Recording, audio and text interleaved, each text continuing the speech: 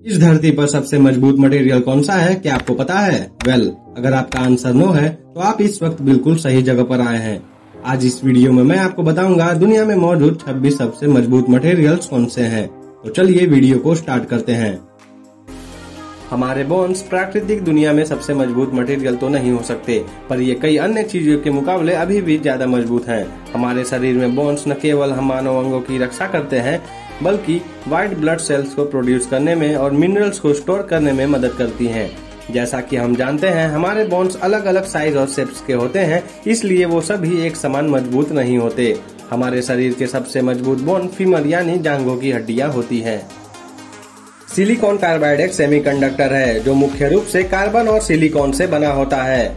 ये कुदरती रूप से पैदा होता है। ऑटोमोटिव इंडस्ट्रीज में बड़े पैमाने पे इसका इस्तेमाल सिरेमिक डिस्क ब्रेक बनाने में होता है। साथ ही इसका इस्तेमाल इलेक्ट्रिकल अप्लायंसेस और एस्ट्रोनॉमी में टेलीस्कोप्स में मिरर मटेरियल बनाने में किया जाता है। इसका इस्तेमाल बड़े पैमाने में स्टील और ग्रेफाइन बनाने में भी किया जाता है। एल्यूमिनियम अलॉय मुख्य रूप से एल्यूमिनियम से बना होता है। इसमें थोड़ी सी मात्रा कॉपर, मैंगनीज, सिलिकॉन और जिंक जैसे एलिमेंट्स की भी होती है। ये मुख्य दो प्रकार के होते हैं, कास्टिंग अलॉय और दूसरा रॉट अलॉय। ऑटो इंडस्ट्रीज में इंजन्स में इनका हैवी यूज किया जाता है, जैसे कि क्रैंकेसिस और सिलेंडर ब्लॉक्स बनाने में।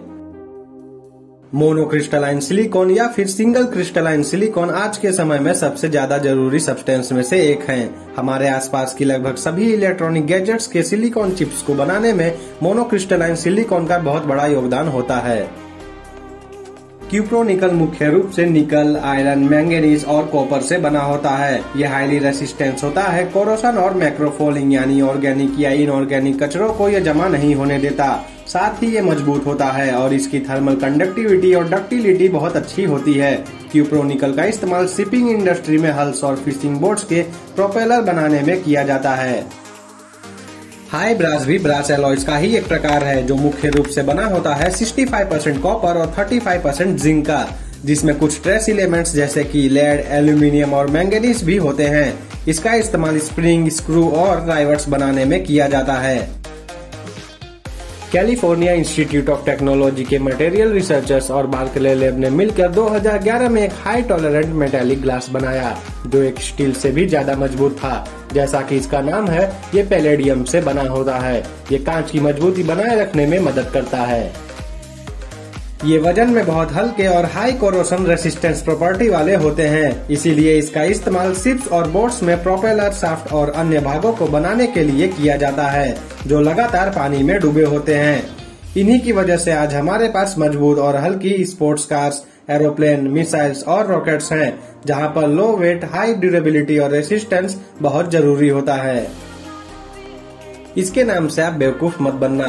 ये रूम टेम्परेचर में लिक्विड फॉर्म में नहीं होता। इसे कैलटेक यूनिवर्सिटी के रिसर्चर्स द्वारा बनाया गया था। जब इसको गर्म किया जाता है तब इसका विस्कोसिटी लेवल कम हो जाता है, जिसकी वजह से इसे बिना किसी फिनिशिंग के मनचाहे आकार में इसको कास्टिंग किया जा सकता है। आज इनका इस्तेमाल गोल्फ क्लब्स, सेलफोन के कवर और वॉचेस बनाने में किया जाता है। आपने मकड़ी के जाले को तो देखा ही होगा और उसका इस्तेमाल मकड़ी किस तरह करती है ये भी आपको पता होगा, जैसे कि हवा में तैरना, भागना, शिकार करना। पर क्या आपको पता है कि मकड़ी का जाला कुदरत में होने वाले मजबूत चीजों में से एक है। जाले की मजबूती स्पाइडर टू स्पाइडर वारी करती है और टेस्टिंग के समय एटमॉस्फेयर पे भी। सबसे मजबूत मकड़ी का जाला एक प्रीमियम क्वालिटी स्टील जितना मजबूत होता है। टंगस्टन कार्बाइड कंपाउंड आधे कार्बन और आधे टंगस्टन एटम से बना होता है। इसका इस्तेमाल इंडस्ट्रियल टूल्स में कटिंग इंस्ट्रूमेंट और हाई कैलिबर बुलेट्स बनाने में किया जाता है। डिनिमा स्ट्रॉन्ग और अल्ट्रालाइट वेट पॉलीइथाइलिन फाइबर है जिसका इस्तेमाल पर्सनल और व्हीकल आर्मर बनाने में किया जाता है। इसका इस्तेमाल क्लाइंबिंग इक्विपमेंट, फिशिंग रॉड्स और बो स्ट्रिंग्स में भी किया जाता है। ग्लास फाइबर की मैकेनिकल प्रॉपर्टीज पॉलीमर और कार्बन फाइबर जैसी होती है। ग्लास फाइबर कार्बन फाइबर जितना मजबूत नहीं होता, इसीलिए ये बहुत सस्ता होता है। मैनेजिंग स्टील एक स्पेशल वैरायटी का अल्ट्रा स्ट्रेंथ वाला स्टील होता है। ये निकल, कोबाल्ट, टाइटेनियम और अन्य मटेरियल से बना होता है। इसका वेट टू स्ट्रेंथ रेशियो बहुत अच्छा होता है, जिससे इसका इस्तेमाल मिसाइल और रॉकेट स्किन बनाने में होता है। डायमंड धरती पर मिलने वाला सबसे मजबूत नेचुरल मिनरल है। डायमंड की मजबूती उसके प्योरिटी पे डिपेंड करता है। एक डायमंड को दूसरे डायमंड द्वारा ही स्क्रैच किया जा सकता है। करीब 26,000 किलो डायमंड हर साल खोद के निकाला जाता है। ये जापानीज कुरर एक कॉरपोरेशन द्वारा पूरी तरह केमिकल से बनाया गया था। इसका स्ट्रेंथ और थर्मल ड्यूरेबिलिटी बहुत अच्छा है। इनका इस्तेमाल एनफोर्समेंट में इलेक्ट्रिकल केबल और रॉक्स बनाने में होता है। इसका इस्तेमाल पहली बार 1970 में किया गया था रेसिंग टायर्स में स्टील के रिप्लेसमेंट के लिए। इसके high tensile strength to weight ratio की वजह से इसका इस्तेमाल बाइसिकल टायर्स, रेसिंग सेल्स और बुलेट प्रूफ वेस्ट बनाने में किया जाता है। इसे यूरोपियन लिम्पेड भी कहते हैं। ये एक समुद्री स्नेल का प्रकार होता है जो वेस्टर्न यूरोप में पाया जाता है। यूरोपियन लिम्पेड का जो दांत होता है वो स्पाइडल सिल्क से भी ज्यादा मजबूत होता है, जो ऑफिशियली एक सबसे मजबूत कुदरती मटेरियल है। इसका tensile strength commercial carbon fibres के बराबर होता है। ये मुख्य रूप से कार्बन नैनो ट्यूब से बना होता है। इन्हें बकी ट्यूब्स भी कहते हैं। माना जाता है कि बकी पेपर ह्यूमन हेयर से 50,000 गुना पतला होता है और स्टील से 500 गुना मजबूत होता है। ये कॉपर और सिलिकॉन की तरह इलेक्ट्रिसिटी को कंडक्ट कर सकता है। इसे SRI इंटरनेशनल द्वारा बनाया गया है। ये केवलार से 1.6 गुना स्ट्रॉन्गर है। इसका इस्तेमाल tennis racket, table tennis blades और स्नोबोर्ड्स में किया जाता है।